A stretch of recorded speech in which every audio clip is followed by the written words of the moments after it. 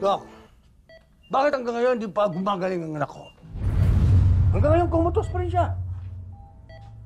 Magagaling ba kayong mga doktor dito? Ha?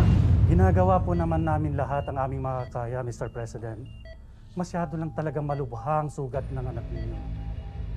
Gusto ko lang makitang ligtas siya. Magising siya. Naglalakad at nagsasalita.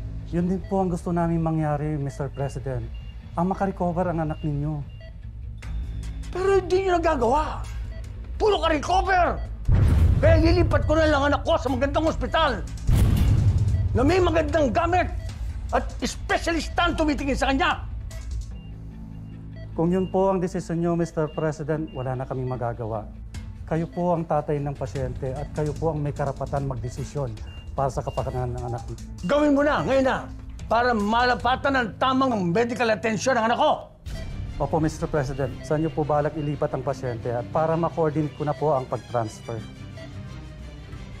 Sa maganda at pinakamahal na ospital. At wala akong pakialam sa pera. Kailangan gumaling lang ang anak ko. Darating ng attorney ko at kayo nang mag-usap para umalis na ang anak ko dito. Oh, ano pa hinihintay mo? Painitin dyan eh.